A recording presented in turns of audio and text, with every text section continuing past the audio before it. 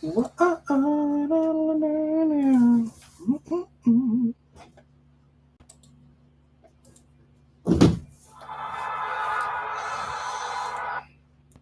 are your glutes there? Oh, should we not be connected to the DJs? Oh yeah, yeah. Will they connect though? It won't work if the audio is over. It will. Have you tried it? The audio just goes through the camera, so whatever the camera is giving. Remember before we used to change that and it wouldn't work? It's because we used to go through the Zoom unit before. Oh, and we have to disconnect it. Mm-hmm. I'd say both of those should be fully changed. Geez, your webcam is fucking great. Oh no, it's not the That's the webcam, it's a camera. Zoom. I was thinking. Oh, it's mirrored. It's fucking me up. It's mirrored. You lunatic. There's a setting you put on these that as soon as you take them out of the box, they turn on. That setting isn't on now, though, is it? No, when I reset the factory settings, it unset it.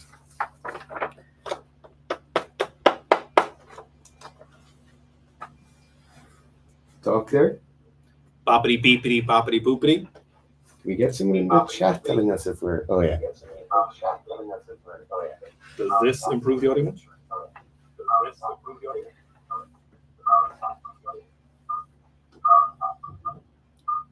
I don't know. Does that sound good enough? You have to put in headphones because you're echoing to the thing. No, but you'd still hear it from this. Do you want to join headphones and listen to it? Maybe over there. How is everybody in the chat finding their Audio. I suppose the main question is, does it sound better when I'm closer to this?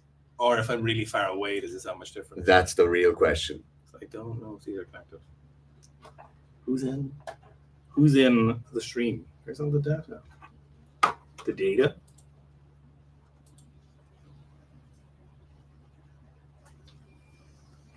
We haven't gone live in so long. It's been a long time since we live. We should probably do it more often again. Yeah.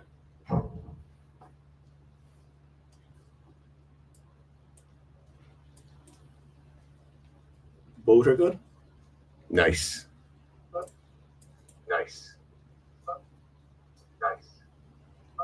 Okay, let me talk. Yours sounds better than mine. I never thought it did.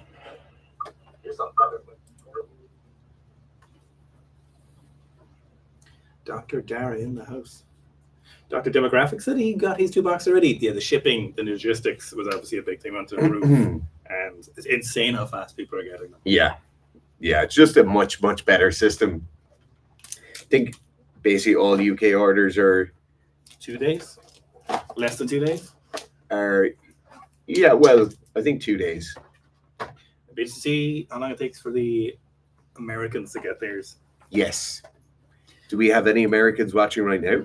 Are the Americans in the room with us? Where are the stats? Where's in the tell you where the... No, what are you looking for? Just the number of in it. Oh, here. No, but I don't have it on. It used to be up in this. Oh, okay. For those of you who aren't in the YouTube world, have you got some kind of fever? Fever? Yeah, you're overheating so much. Yeah, I'm incredibly warm. How snortable is Sika sleep? It's actually not snortable, but Sika stim will be. Let me pop back in chat. Pop the chat. It's not possible. My God, are you still on top chat? Remember when that was a massive issue for us? No, I'm back on. I was on. Joanna, I changed that to live chat a couple of seconds ago. Oh. Now it's back. Now it's back. Will bundles be a thing soon? Bundles as in buying multiple things or bundling? Bundling of Sika Sleep, I would say. It really depends. So as Owen mentioned at the start, we have a new logistics partner. So you might look at getting some bundle offers going with them. Yeah, we'll just get the next few weeks first. Are we still doing BJJ? I haven't gone back since I broke my foot. I would really like to, but obviously my foot, to be honest, wasn't really right until end of January. So, like, for example, what would still happen was the soft tissue actually took the longest to kind of come back around.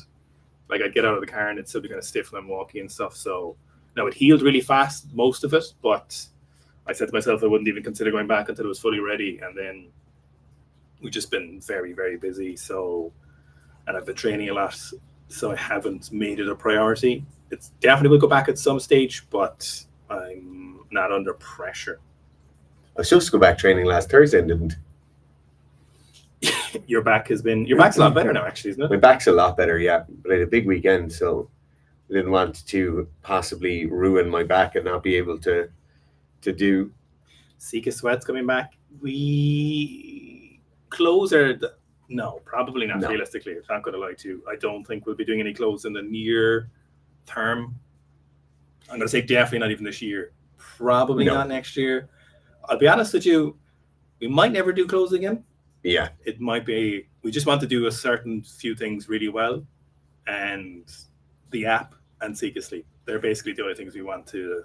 I will also say, of all the clothes we could possibly do, sweats are probably not there. If clothes were going to exist, they'll probably exist in a graphic t-shirt form. But I'd be very, very surprised if they're Sika pants.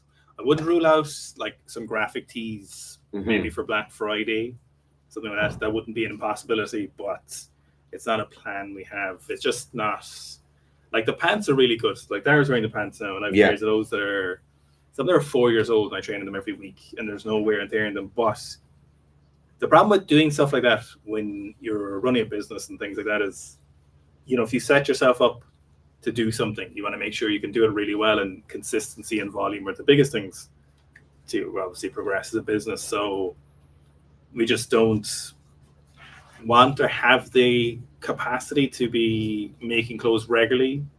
So I'd much rather, if you looked onto updates and things we change on the app, we're doing things every month to improve the app. And, we stopped doing Sika Sleep because we weren't happy enough with how we were serving with it.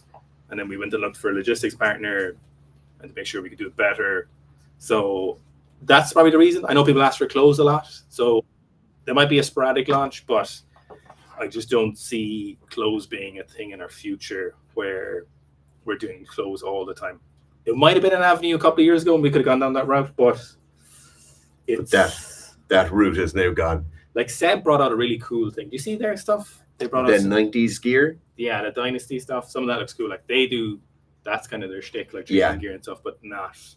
It takes a very, very long time and a massive amount of work that we don't necessarily have time to do right now to launch those kind of products. For graphic tees and stuff like that, obviously getting the design done, but once is the main part of it. But once you've a manufacturer you're happy with, who can deliver on your production schedule, it's not that complicated. But doing things like pants, doing things like the hoodies that were special order, special design coming in from overseas, that stuff takes a hell of a lot of money and a massive amount of time to do. You wouldn't believe how long it takes stuff to get here from manufacturing places. Yeah. Because a lot of it comes by freight. If you have to bring in 1,000 pairs of Sika pants, flying that in would be an absolutely insane cost relative to what you're trying to save, whereas freight could be literally 10 times as cheap. Like freight by boat. Like Dara rows out there on a boat and then he rows back. That's why my back is so sore. The nature of physics allows him to just drag massive containers behind him. Once the floating is in operation. I have so much momentum. Yeah, and like we still have to pay Dara even when he rows out there. So, if you're rowing out to this Chinese sea, South China Sea somewhere. Yeah. Dara's gone for months then. Months. And the whole piracy thing is... Yeah, you're responsible for 50% of the piracy in that region, alone. Yeah. It's crazy. People are just gone really woke when you start fighting back against the pirates, and then when you kind of... Yeah. Well, when you're the one doing the piracy as well, it's kind of... Yeah. It just doesn't really work. And the eye patch kind of look is gone now, Yeah. You were into that, Oh, I was into it, yeah. The eye patch, the fake wooden leg. Pain Reaver says you could pull off some grey sweatpants. That's incredibly creepy. That's erotic. That's actually... Lads, we're not here for this kind of content. Well, we're actually here for whatever make you buy Sika Sleep. We're here for sports performance advice. Hugo says he'd like to run RTA. 2 months ago, I did a 200 kilo squat, but at the moment, my piriformis is always taking over, even after mobility, dry needling. Would an exercise like split squats be the key? Hugo, so it's the only exercise that I can feel my glutes quads working today with no problem. So Hugo, we have just essentially a kind of carte blanche and not really helping or diagnosing with injury questions on the live streams because they're so complex, and it's just not, again, talking about doing things really well. Injury rehab, that's not a specific client of ours. It's just isn't something we do because there's so many things at play here that could be cause you a problem. I can answer you about the squat question. Do not start the squat programs if you're in pain. If there's something hurting and it's not wrong, do not. We will wait. Sign up for the app later. It'll be here all the time. I promise you the app's not going anywhere. So fix your issues first and then you can run the programs. But piriformis being an issue, there's so many different causes we couldn't possibly answer. And we'd love to answer. I'd love to answer them. Or we'd have you fixed in no time. Gosh, of course we can. Evan Lee's here on the Evan Lee. Yeah, the Sika Sleep. The thing with Sika Sleep is the amount of repeat orders we got all through the last few batches, and then loads of those people came back and just ordered multiple things. People are ordering 5 boxes, 8 boxes, 10 boxes, 3 boxes because they just wanted to get it. So I'm confident if you try it, you'll get it so soon with the logistics. Like if you order it today's Monday, I'd hope you'd have it before the end of the week. And usually in the first night, people are like, oh, that knocks me out. But if you give it a couple of days. Oh, yeah. You will be flying. It's so good. Yeah. No brand. Oh. Rain Reaver says, no branded socks, though. I find when companies put their name across socks, it uglifies and ruins them. We have, what do you call it? A disagreement on socks here. Dara wears black socks. Oh, I'm actually wearing white socks today because all my black socks aren't washed. I have 15 or 18 pairs of black sport socks. And I try to only wear those socks for everything. And I actually made a concerted effort. I've done it 2 or 3 times to throw out all the socks I own and buy new sets of black socks. It's so wrong. Black socks that are not dress socks, that's incorrect. Black sport socks. No, it's wrong. Yeah. Like, it's fully black wrong. Sport socks, around 2 sizes larger than what I... Oh my God, what? Yeah. I mean, worn actually, inside out. I can feel that in my mouth. Worn inside out so the seam doesn't rub on the ends of my toes. I think I'm going to be sick. I think I'm going to get sick. So obviously white sport socks, maybe with a stripe. No. You remember when... Lunacy, because when you take, no matter how clean your shoes are, when you take the white socks off, they're going to have dirty soles. You know what? Remember when those socks were really popular in CrossFit? Don't say the name of the brand now because I'm giving free advertising to anyone. Okay. Except for you just get free everything to Seb. But they were socks that were basically selling to CrossFit, but it was like 30 euros for a pair of socks. Do you remember them? They were all the rage. They were all the rage. Remember the amount of money people made off CrossFit when it was at its peak? I think it's massive. I think what's not being spoken about now, Owen, is more money is being made by more people. In CrossFit? Yeah. I don't know. 100%. Joe, when I saw those things, I think like Zach did one. Craig Ritchie had a video talking about CrossFit kind of dying out a little bit, or it's at its peak. We've frequent CrossFit gyms regularly. Know loads of people who own CrossFit gyms, seminars in CrossFit gyms. I have yet to meet someone whose CrossFit gym isn't fucking booming. Yeah. CrossFit gyms are doing incredibly well. All gyms are doing great. The sport of CrossFit might be a little bit less popular, but as a whole, there's boots on the ground. Boots on the ground. There's people in the gym. They have troops in country. Like, this is what I'm saying in terms of more money being made by more people. If the amount of 150 to 200 member CrossFit gyms everywhere in the world now is insane. Yeah, crazy. And they're all buying gymnastics grips, weird knee sleeves that probably don't help you that much, a belt that's probably more support than any CrossFitter needs. You know, it's great to see. John Booker said, since you obviously anyone ask away questions, and John Booker said, since you reviewed the Chinese dunker, have you seen Isaiah Rivera, Donovan Hawkins? They both have 51-inch verticals from North America. Yeah, we've seen them. I'm on the news show the odd time. They like deep squats, and they like their partials, they like their split squats, and they like their isometrics for their jumping. It's mad how popular verticals and dunking and jumping has gotten recently. People really like it. It is pretty cool in some ways. I think it's an incredibly visual Oh, sorry. visually enthralling thing to look at. Dunking isn't cool, sorry. Dunking isn't cool, but jumping really high is. Jumping really high is cool. The act of dunking. You know what dunking is really cool? Mm. The trampoline basketball thing, where they do like 4 flips through the air and dunk it. That's pretty cool. That is pretty cool. Yeah, that is. No, that's It's cooler than standard dunking.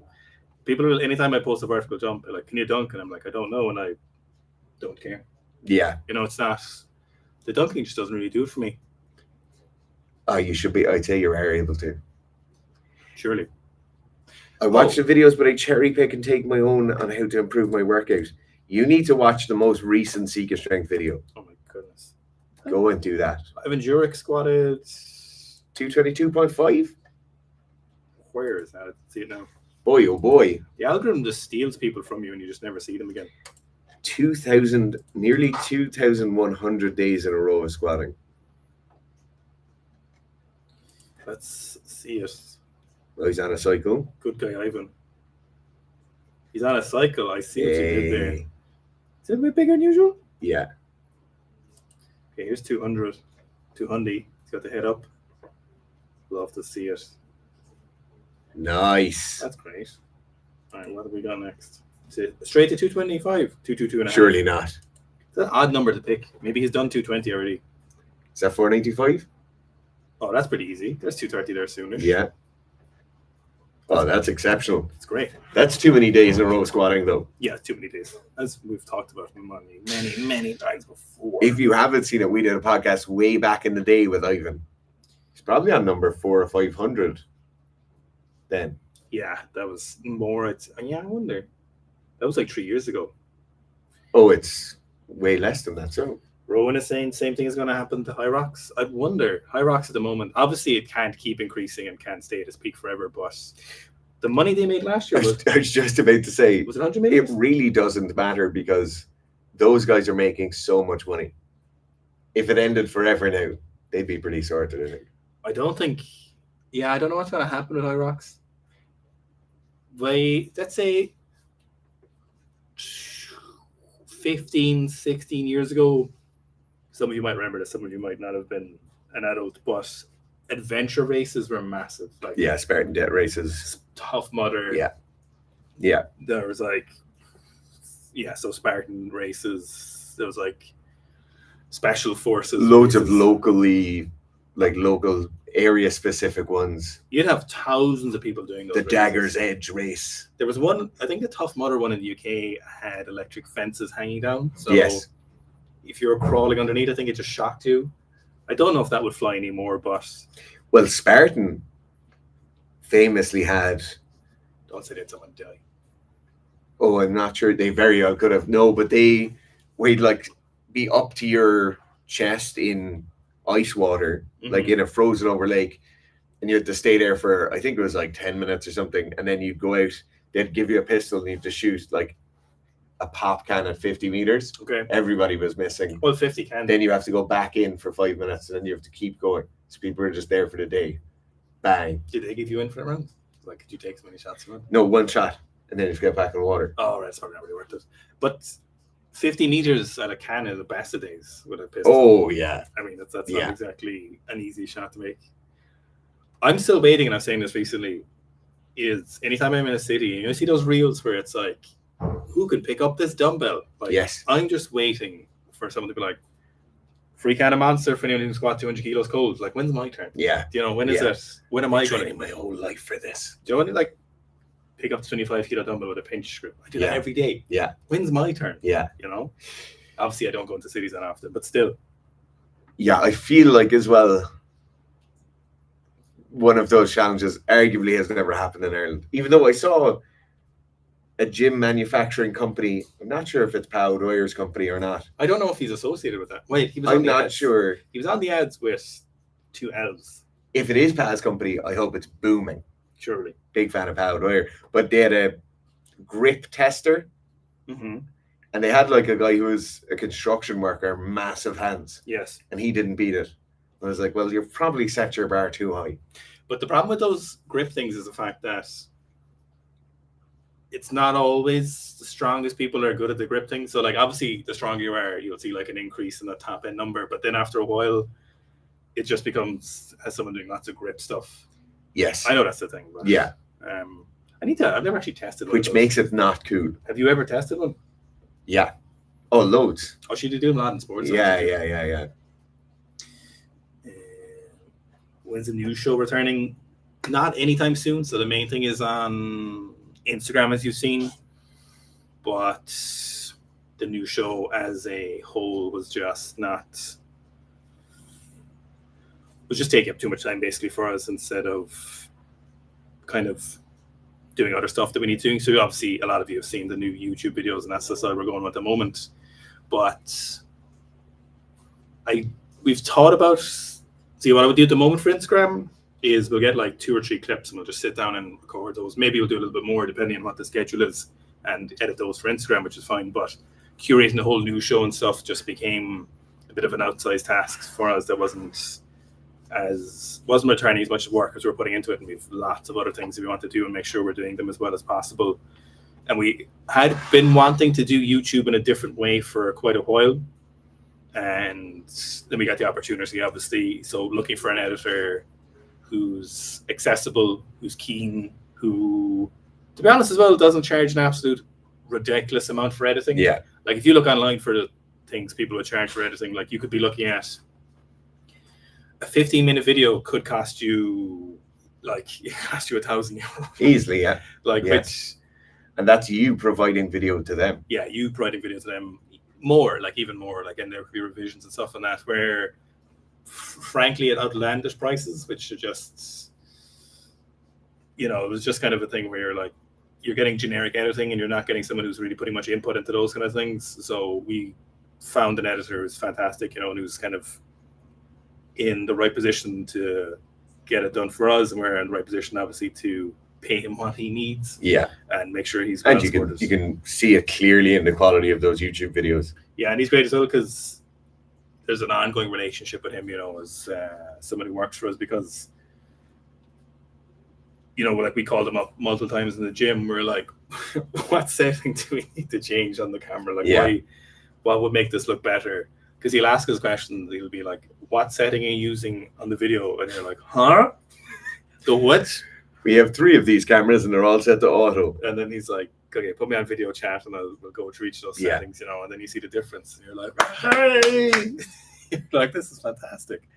So yeah, that's something you want to do for a long time. It's something you want to do with Instagram next to a certain degree. But then also as you've probably seen, we've brought back the podcast, which gives us the ad hoc. And I think we were talking about trying to get live streams back regularly, which I know people like doing as well, but I think things take time, don't they? Just where did August go? Well, particularly nobody's liked this live stream so far, besides a very few small people. So if you go and like the live stream, we'd really appreciate it. Yeah. If you have questions, there's 36 of you there. All we used to do was training questions. The Tarps asks, does every weightlifter just live with tendonitis? Or am I an idiot? Will Sika sleep help cure me? Okay, so firstly, we're not going to make any medical claims about Sika sleep on the internet. It will allow you to get better quality sleep, but that's not going to cure you of any illnesses or injuries. What are you trying to do? Get us arrested? Yeah, they're waiting outside the door. But what I will say is this idea of weightlifters and sore knees exists for a reason, because weightlifters have to do a lot of squatting.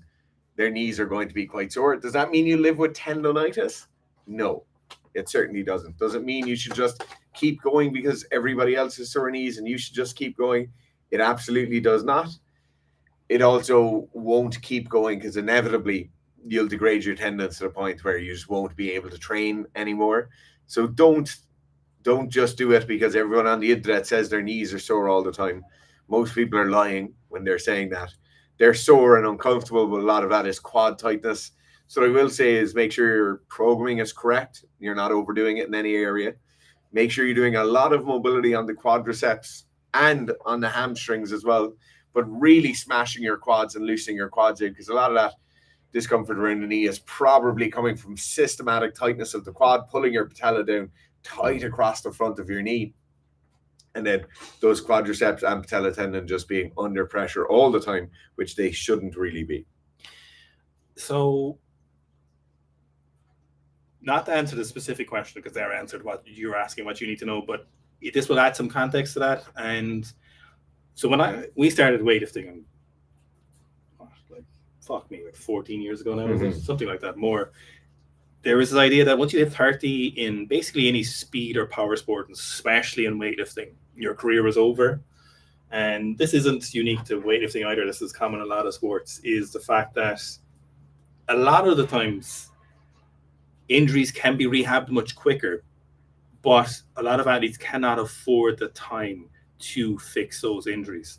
Now, most injuries are made worse by the athlete. So let's take out random acute injuries. So I broke my foot last year, complete freak accident. If we take things like that away from that, collision injuries, we take things away like that. So if we're looking at overuse stuff, especially like this in weightlifting, if we take those things out of it, a lot of those are caused by the athlete or the program. So let's say the coach as well is involved. The system they're in causes this. And then they can't get out of that is because of the system they're in, and they can't fix that as well, is because they do not have the time to take away from training. So let's say, for example, you are competing 4 times this year and you get a little bit of knee tendonitis, but you've got a competition in just 6 weeks' time. So you push that for a little bit further, but the knee tendonitis goes from some inflammation of the knee, which might be minorly graded as knee tendonitis by physio, and 6, let's say minimum 2 months' time, you could be back to perfect knees, all the while doing some training, 3 months back to excellent. But now instead of taking 3 months off that you don't have, you have to train harder for 6 weeks because you're training into that competition. And then as a result, you do that competition. So then the recovery time becomes even longer after that competition. So now we have another competition in 4 months that's even more important than the last one. And your knee tendonitis now has become even further. And then next thing you know, this cycle goes on for quite literally a whole Olympic cycle. So you get into a hole at the start of the last Olympic cycle 2 years out. By the time you finish it, your knees are fucked, and that's what happens.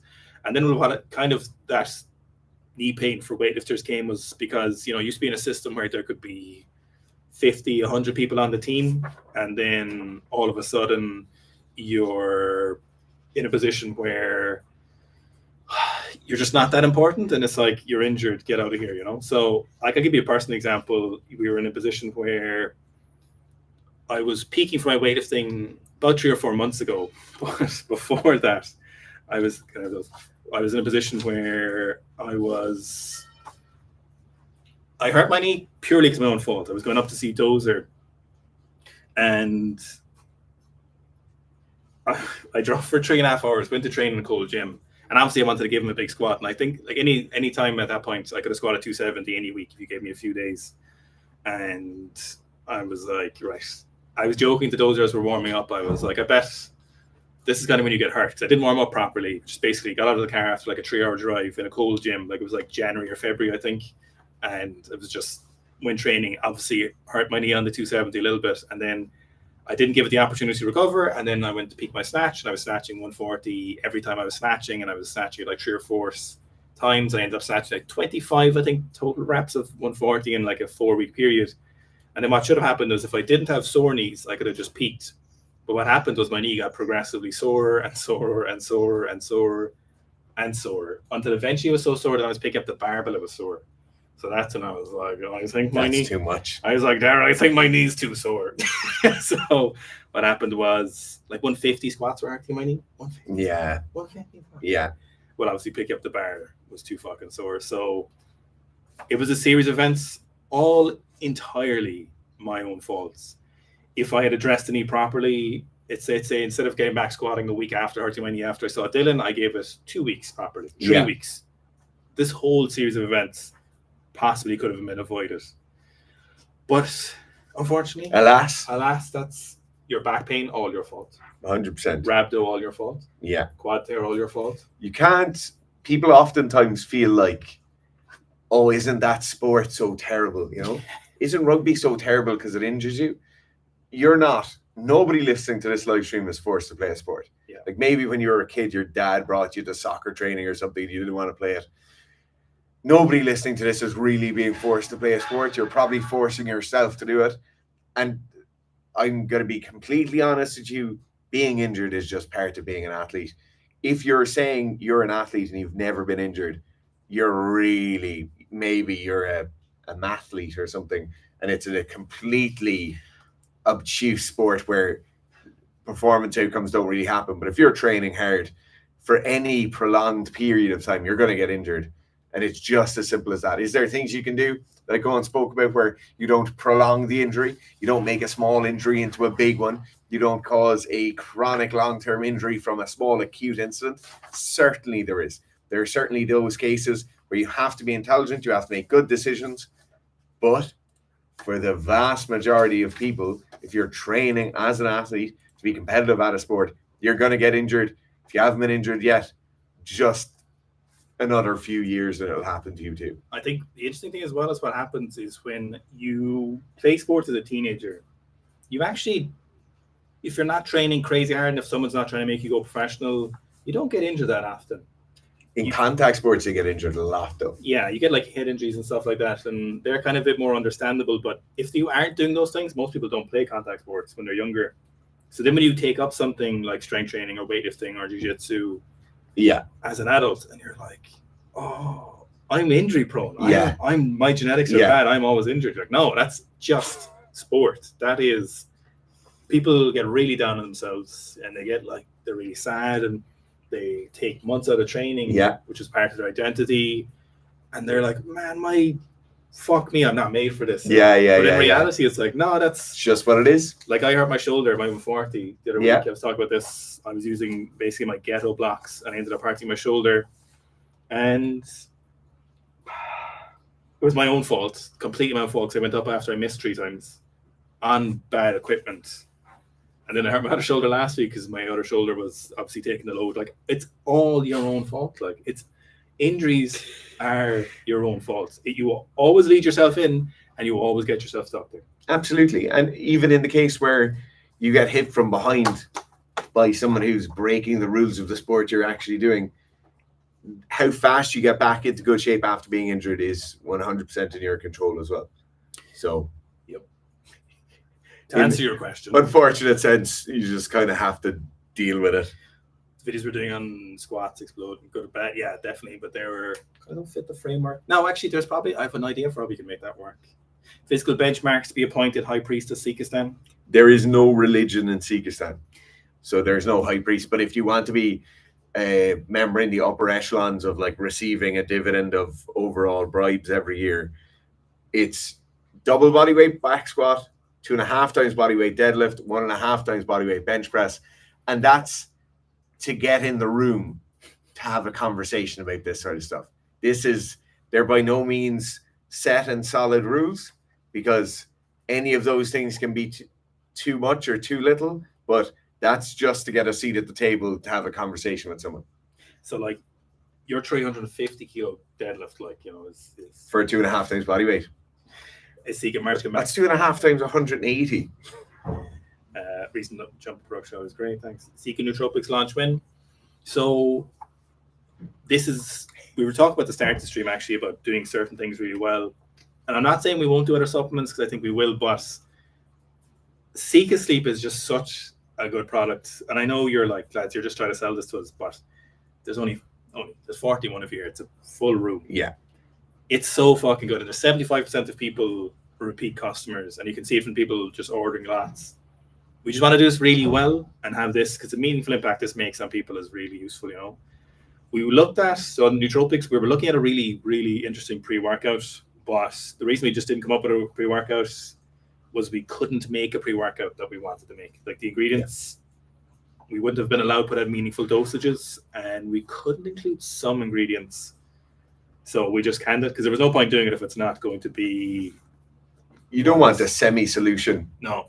Like, we're very, very confident that everything we want in Sika Sleep is currently in it, and its highest possible, at the ideal dose, at its highest possible quality, we're able to put that in the box. If we were to turn around the way things are legislated currently and the rules that are in place that govern us, we wouldn't be able to say the same thing about a pre-workout or a nootropic or stimulant product.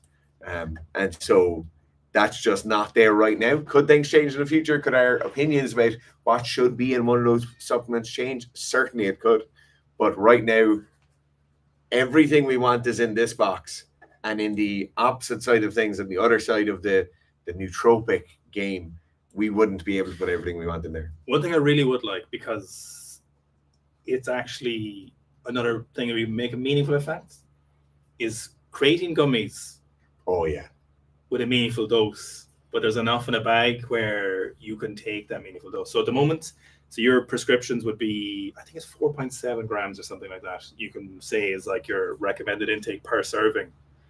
But if you had a big bag of creatine gummies and someone wants to take 10, 15 grams of creatine, you know, with minimal carbs or a little bit of carbs in it, you could. So creatine gummies would be, I think, the only other product we'd really want to come up with next. I like electrolytes, but I'm not really sure if electrolytes are making much of a difference. You know, I really like them at certain points in training where I've been taking a lot of them and I felt like they had a really good influence. Yeah. But then also at those other points in training, everything I could possibly be doing in the supplement side of things was in there and active as well. So it's so hard to know what the individual effect of those were. Conceptually, electrolytes make sense. Yes. I will say the creatine world at the moment is so interesting that I feel like within the next 2 to 3 years, we're going to know a lot more about high dose creatine and its effect on general population. So this is one of the major things where we've seen a lot of athletes come out recently talk about really high doses. I don't even want to mention the doses here because this is a publicly shared video of what, of creatine? Of creatine, really high doses. You can 15 to 20 grams a day. We're not telling you, so you can say that. So very, very high doses and perceived effects beyond just increases in temporary power outputs or speed values in sprinting and power sports like that. That's what creatine was commonly thought of. 15 to 20 second bursts in sport, multiple 15 to 20 second bursts having better outcomes due to the fact that there is more creatine available for those muscle tissues to use. Now in the high dose game, what we're looking at is, or what the perceived increased outcome is, neurological gain, cognitive benefits coming from that increased level of creatine within your system.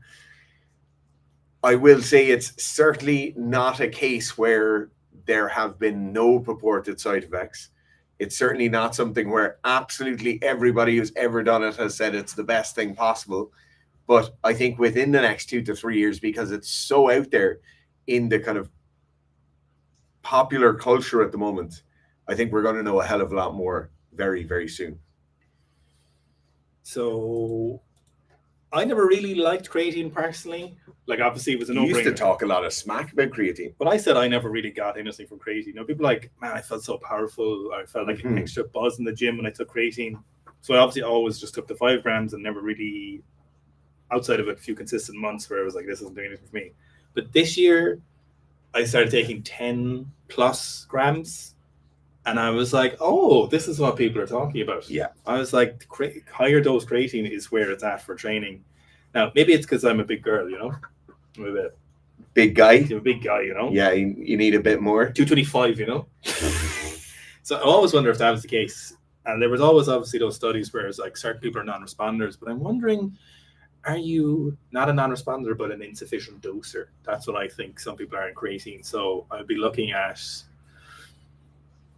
Yeah, so obviously you can't, there's obviously very strict regulations in Europe about prescriptions. And luckily everything we wanted in Sika was able to go in there. But, you know, if you have a big bag of creatine gummies and you take 10 grams, then that's not on us. Now, obviously you've seen the recent controversy of creatine gummies and the like, but other than that though, I don't think we're literally never going to be doing whey, I would imagine. I don't think you, on the high volume production side of things. Yes.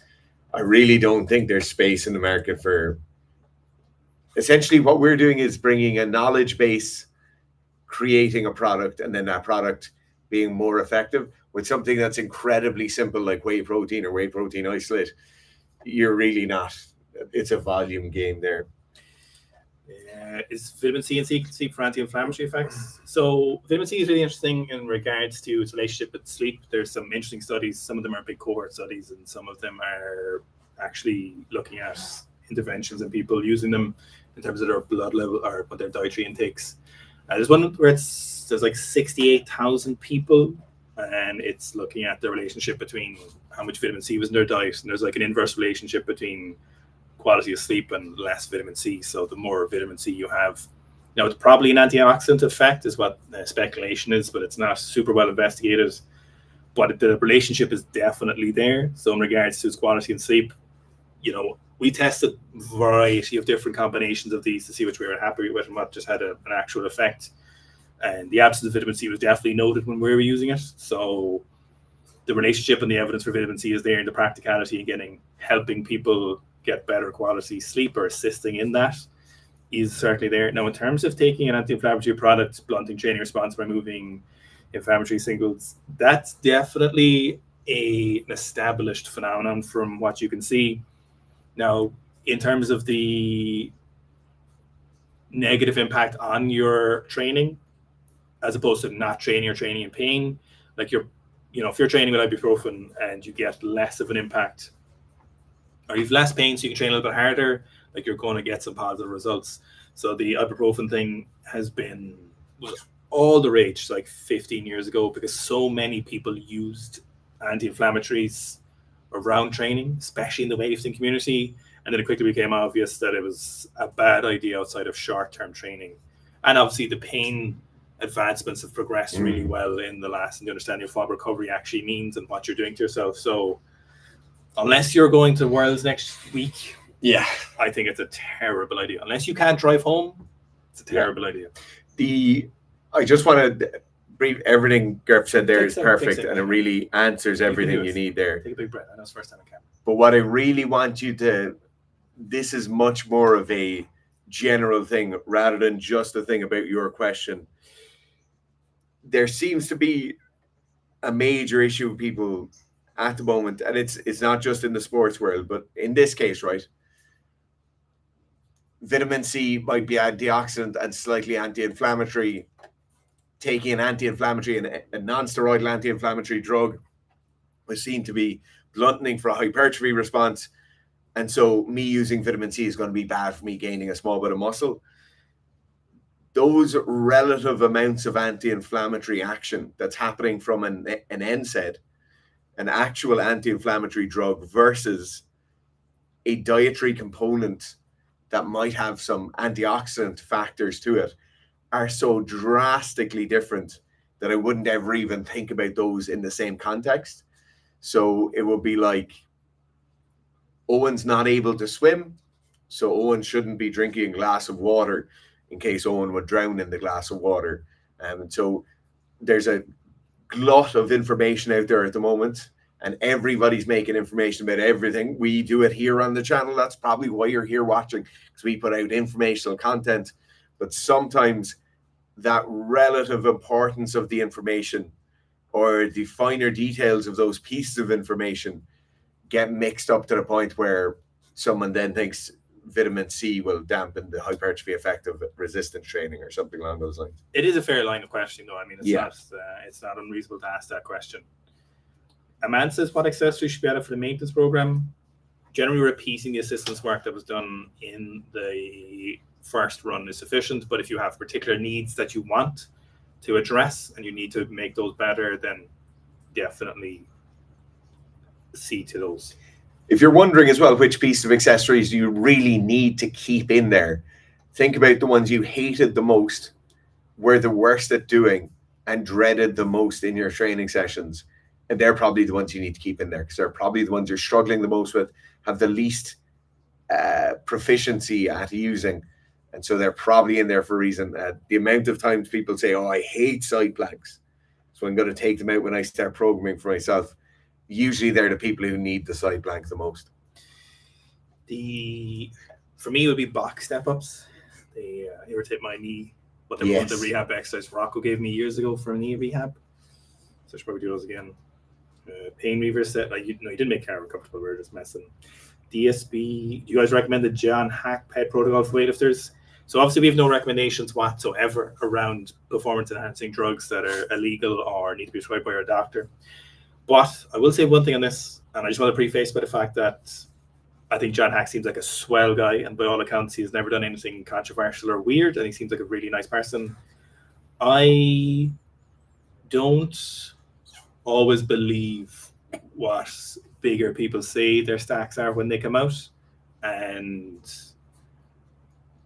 there's probably good reasons he might be doing that, so I'm not ragging on him in any fashion whatsoever. But sometimes when they say their dosages, and then what I know to be true of other people lifting weights in multiple sports, I'm always like, oh, wow, you must be really responsive to such a small amount of drugs. Now, I'm not saying, I don't know what John Hack injects or intakes. I don't know. I'm just saying I would have my skeptical goggles on, put on my skeptical tie and hat. Yeah. And I think... Is, the skeptical dog face where they're like, this. Like, John Hack is clearly a freak of nature. Yeah. Clearly one of the strongest people to ever live. It is for show that someone who is of freakiness, who trains as what I see to be pretty intelligent, from what I can gather, he would respond better to less drugs. And I am definitely of the opinion, from what I've seen, there's lots of stronger people who could take a lot less drugs and still be just as strong if they went about things different ways. But sometimes, from what I recall, from what I think those dosages were, I was a little bit like, oh, that seems a little bit lower. Yeah. Do you know? Of all those videos that have come out in the last 5 years, maybe more, and I'm thinking of a handful, I've yet to see one of those videos be like, oh, that's probably true. Yeah. No, Chris Duffin came out. And I was like, that's sorry. Chris Duffin's, and he had it was all written out and posted somewhere. Was it posted on Reddit? I think it might have been. No, I think he might have done it. He posted somewhere else. I believe Chris Duffin. I believe. Yeah. 3 grams of gear a week.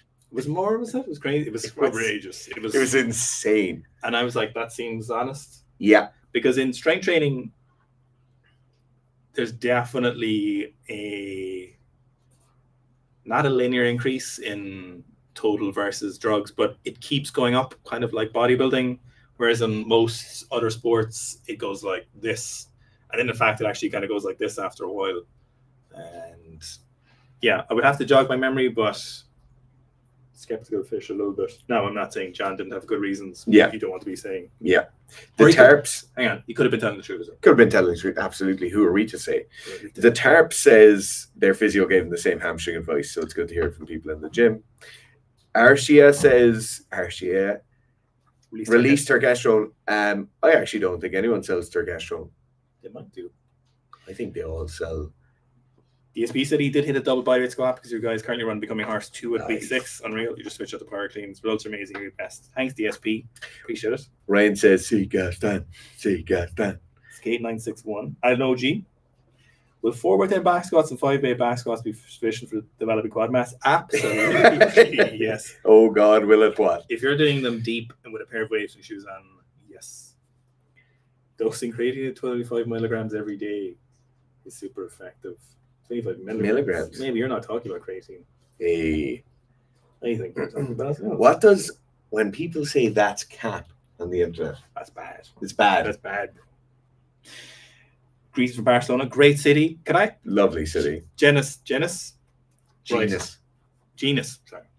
I don't know. Genie. I don't know. Spanish people. Genie Mackers. Most Spanish people I've ever met are lovely. What's going on? I don't know. Are they not? Oh, Catalonians. Maybe it's every Catalonian person I met. Okay, so everyone who lives on the Iberian Peninsula is lovely, right? Yeah. What's going on with the tourists? Like, is it happening? Because I was in Barcelona 3 years ago. It's lovely. There was no sense of anti-tourism. I was there last year. I was there for Masters Euros. Is it like amazing? I'll be honest now. If someone sprayed me with a water gun, you're going to. Yeah. Not to incite violence, but if you would you? If you came up in the street and sprayed in a non-violent way, you'd attack them. Yeah. Stop resisting! Oh my God, he's resisting citizens arrest. No, if you came up to the street, if you came up to me on the street and sprayed me with a water gun, I would be irate. I would be like, stop that, sir. Stop it now, please. Stop it. You know that's not right. But I'm assuming the news is overblowing. Maybe, yeah, as I want to do. Yeah. Paul says, damn it, I was working on my general physical preparedness and missed the start of the live stream. Yeah, sure you were. Sure you were. Oh, iHacker said, how much weekly sprint volume for a team sport athlete? Thanks. In your off season, it really okay, as a team sport athlete, you could be coming into your off season with a phenomenal level of physical preparedness to allow you to train your sprints really hard. You could also be coming from a different sport, depending what it is. Let's say in soccer, you finished at the end of the season, you didn't have an incredibly hard finish of the season. You had some finishing up, let's say, some cup games or playoff games quite spread out. And your body's in a pretty good place to sprint quite hard, in which case 2 sessions of sprinting a week, maybe even more sessions of that a week, you'll basically just be able to roll straight in and start training immediately. In many cases, the athlete's physical structures upon immediately finishing a hard season are not necessarily at the point where the best thing to do is to immediately go into sprinting. So to give you a very simple answer, if you're in pretty good shape right now, do 2 sprint sessions per week. To give you a much more nuanced answer will take a lot longer than this, but what I will say is look at what areas you physically need to progress to actually make you a better sprinter. Is you need a lot more sprint work? Is you need a lot more work capacity? Do you need to be able to hit better positions longer? Whatever that is, there's a massive amount of reasons. Do you need bigger quads? Do you need smaller quads and be lighter to be better at sprinting? Whatever it is, you probably need some physical adaptation work before you go immediately into sprinting in the off season, because the off season is the only time we really get to make large scale physical changes. Yeah, sprinting volume is usually, like, if it's sprinting for speed, which I suppose is the only kind of sprinting you should be doing, it's way less than you think in terms of frequency, but per session volume probably a bit higher depending on when you start counting your working sets. So most sessions realistically will be somewhere between 8 to 10 effective sets, but if you included warm-ups, you could be looking at 20 sets of sprints. So usually once you finish that warm-up and you feel like there's a nice line there, that's when we kind of like to start counting the effective sets. And most of the time, outside of a peaking session or a back session, you're kind of looking at 8 to 10. Now, sprinting for off-season for athletes, it could be some 400-meter repeats, which might be disgusting. And then you could be doing that for 45 minutes, which would be disgusting. But so these chairs really hurt my back. Wouldn't catch me doing that. I think for waterproofs and Azadol someday. Are we all? I don't know what happened to my words. I try again. When doing GPP for weightlifting, should I also do upper body hypertrophy work? And what about heavy deadlifts? Okay, a few questions here. When doing GPP, generally what we're looking at is general physical preparedness, and it sits aside from our accessories. When we're looking at accessories, what we really are looking for is growing some muscle mass and growing some fundamental strength numbers in our rows, in our lateral raises, all of the upper body building work we're going to be doing. And so those things, generally speaking, sit in 2 different silos. Can you incorporate your accessories into GPP? You certainly can. The example of this would be you're doing a HIIT session, and in that HIIT session, you have 21 kettlebell swings or 20 kettlebell swings, and then you have 15 weighted lunges immediately afterwards. You're obviously not going to do a load of hamstring work and lower body accessories of bodybuilding in that session when that's your GPP, because a lot of that bodybuilding volume will have been achieved in that HIIT session itself. Will it be as effective as just pure bodybuilding? No, it will not be. But you can certainly combine them. But in this case, we're asking about upper body hypertrophy and GPP. You need to make sure that it's enough volume where it's effective as hypertrophy, but not so much volume where you're then getting into kind of more local muscular endurance style work. One thing you need to be conscious of, if you start doing really heavy deadlifts or higher volume deadlifts, you haven't been doing them, is they can often really fatigue your back. And the annoying thing is, if you're not used to it, your back will be fatigued for ages after. And there's this really interesting tailback periods where it takes a while for it to get back to normal if you go too far. So if you go beyond your recoverable volume for your lower back specifically, you can start getting it where it's like really tight. It's not injured, it's just really uncomfortable, because it's involved obviously in a lot of things you do in terms of your posture and how you're sleeping. So if you start doing a lot of high volume deadlifts, you're not used to it, do be conscious of just that back tolerating that load. Now, it's really important to have a back that can tolerate a lot of load in weightlifting. It's like leg strength. But just be conscious of that. If you start doing loads of heavy deadlifting or you start doing loads of high volume deadlifting, you just need to be conscious that as a weightlifter, you'll have other needs. And obviously when you're sitting in a chair or at work or whatever, you need to be conscious. Brian said, they're just talking about high creatine. You know, I think the other day, it's interesting when, I'm not talking about Ryan here or DSB at all. Yeah. I'm just on about, you know, people are like, I don't take supplements. Yeah.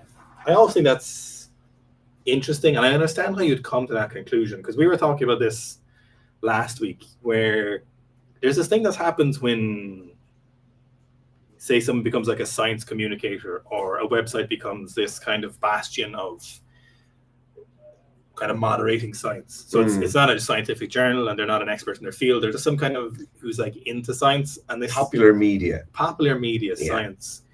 And you start getting to this thing where everything like kind of settles on the average, where it's like moderation is fine, or no, it's a complete sufficient diet will be okay, for example, or, you know, there's a vast amount of things we can talk about here. Now, both of us have BScs and are qualified in science and have worked in related industries, so by no means anti-science, but I can understand why people end up in that position. But where I'm going with this is, when it comes to supplements, is, okay, you can live without supplements, but don't you want to make things better? Don't 100%. You want better sleep? Don't you want caffeine to stimulate you when you need it? Don't you want to take choline when you want to do more research or you want to do more mind-intensive work? Don't you want to make those things better? But this is the fundamental misunderstanding here, is that in those cases, those general recommendations of you don't need supplements, you need a varied diet, or you don't need to do strength training, you need an active lifestyle, or any of these things, are all there with the fundamental understanding that, our fundamental backbone in them, that just average is okay. Yeah. If you look at the average population of the world, that is not okay. Like, if you live in Europe, or you live in the States, or you live in the UK, and you want to be a same level of physical output, physical fitness and health as the average person, you are in major trouble by the time you get into middle or later into your life, middle age or later in life. Like, you're really, really not, this idea of wanting to be as good as the standard or normal person in the population is not something any of us should really be content with striving for. So there's a mistake there as well in thinking that, okay, the difference between taking something in a specific dose at a certain time and having a varied diet to meet your requirements is the same as the effect you would get from that specific dose. Yeah. But then there's also an argument you make there that the quality of your food just isn't good as it used to be, and the micronutrients aren't as present. And there's there is a theory that coffee was partly responsible or had a huge impact on the Industrial Revolution. Right. So the fact that caffeine was what started spurring on, I believe it, the Industrial Revolution in a lot of places, which I think is very interesting. But yeah, it's an interesting take. A lot of people don't subscribe to that anymore. Definitely 10. I probably would have been personally, say 50. Other than like, you don't need supplements. Yeah. But then when you see the utility of things, and like, I don't even use caffeine, but I'm not going to be like, you shouldn't be using caffeine. Like, I totally understand why people use caffeine. It's incredibly effective. But thoughts on using rest pause for strength building, for example, such as a deadlift. I do 30 seconds rest between repetitions for 3 to 6 reps and boosted my deadlift from 60 to 90 in 2 months and less fatigue. British Syrup, very interesting name, by the way. Rest pauses, or cluster sets is what the literature would know them as. They're typically reserved for power training. Now, in terms of using these for strength training, there is a particular benefit to a straight set, so the constant tension and the load on your system when you do a set is very, very valuable. So what you're getting here is you're just getting a bit more quality work done with a bit of break in between. Now, we've talked about this recently. I was just made a post yesterday talking about for example, the top set and drop set, why we don't use it, and why it essentially reduces the effectiveness of slightly better sessions, and this reduces your efficiency and effectiveness of those sessions. So over a year or a course for a block, you get a better outcome if you most of them don't use that, because you want the right amount of fatigue at the right place. And look, you got the 160 to 190 in it, and ultimately, if you're doing strength training in an intelligent fashion, you can make use of those things. But there's a lot to be said for just doing straight sets of something. And what I would say here is, obviously 190 is a good deadlift, but it's important to put your progress in your current numbers just in reference where you might be able to go in a couple of years or what you might be capable of. And sometimes what happens is we might get this kind of false positive on what's a good way of training. And this happened to all of us. We've definitely done stuff like that. I've done stuff like that in training where I've done a heavy snatch grip push press, and a week later I snatched the PP, and I was like, eureka, bingo, that's fucking, like, I'm going to do snatch grip push press all the time, you know. Or I've definitely done things where I've been doing I haven't been doing assistance exercise for my squat. I never did that. I should have been. But you do things like that and you see a good positive result and you think, okay, this is going to take me all the way.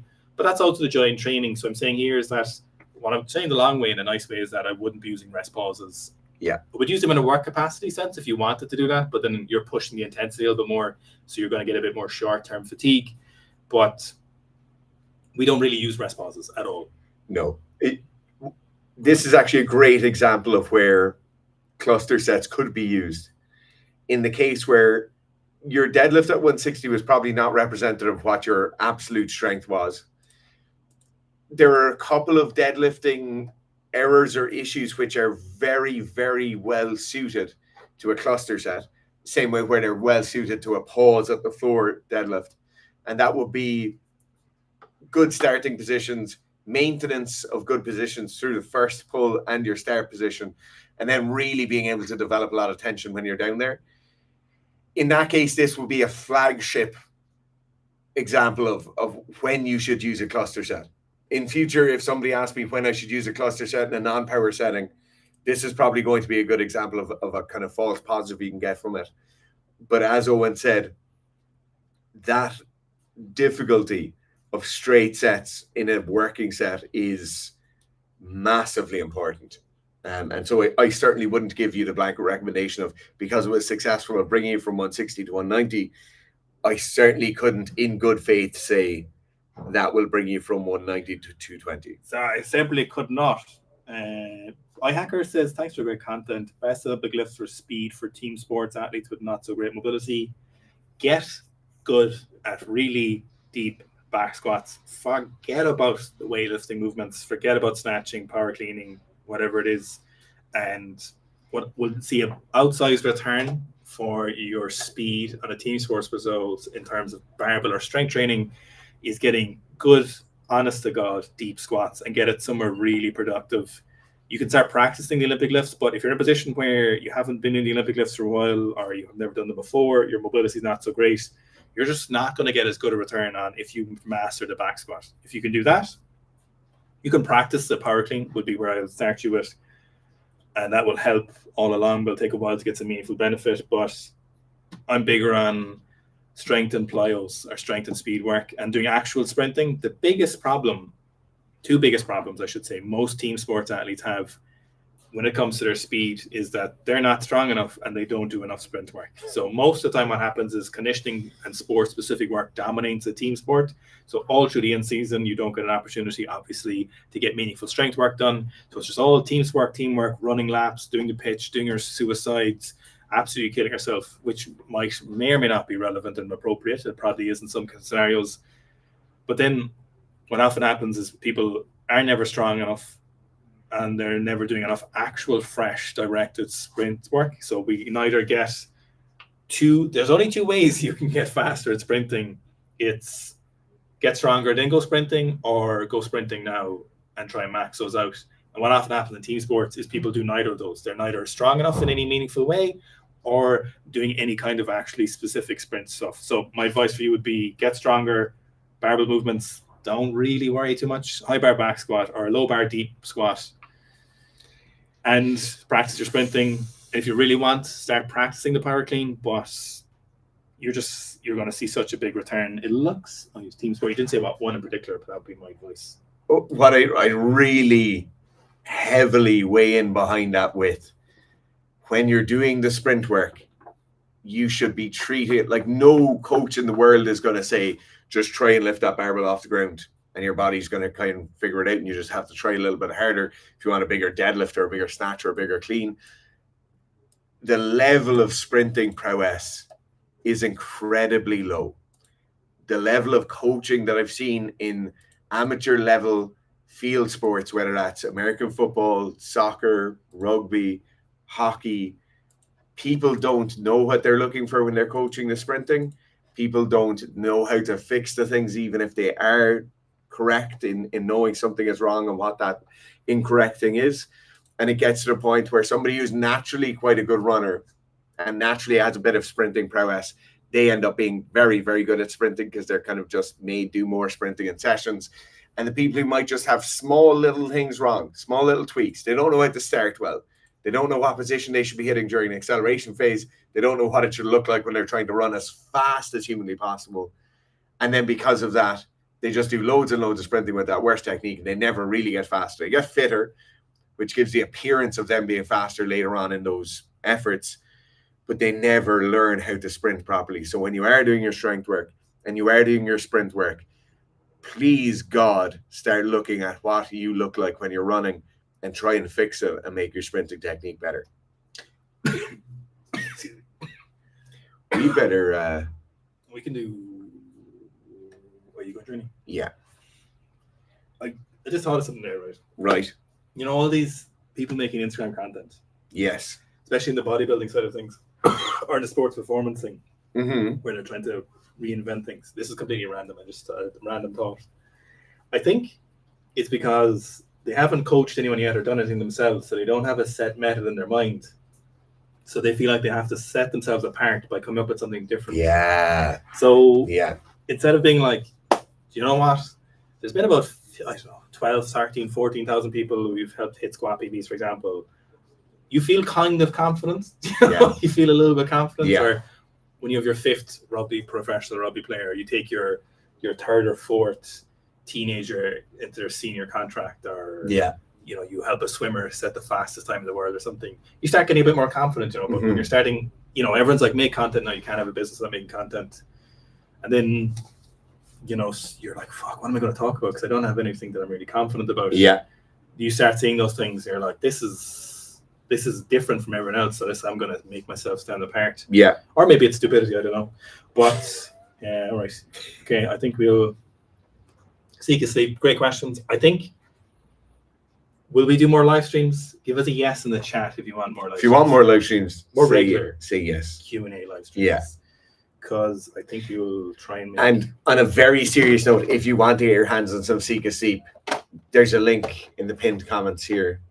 It's the so best. good. It's so good. Yeah. There's a 3 in 4 chance if you try it, you'll want it again. Yeah. It's so effective. It's just... It's so good. There's a reason we brought it back. We went to the hassle to bring it back. It took 10 months of this year. Yeah. 10 months of the last year, I suppose, to get it back again when it was already a made product. So it's so good. Like, in the price per night that assists in your sleep is so effective. Oh, yeah. And if there's one thing you can help with your training and your life, especially if all of you are working, which I'm assuming you are, most of you, there's a tiny chance as professional athletes, getting better quality sleep. It's just so fucking good. I wish I take it every night. Dara takes it every night. It's not something where like we don't use it. We wouldn't have brought out supplements, obviously, with the app, and it does very well and stuff. But there was just a no-brainer to bring this back. It's incredibly good. It's so fucking good. Yeah. Right. Enjoy your Monday. We'll next video coming out is strength training while on a cut, which might be out tomorrow, maybe. Getting ripped or die trying. Nice, guys. Just blast and clean.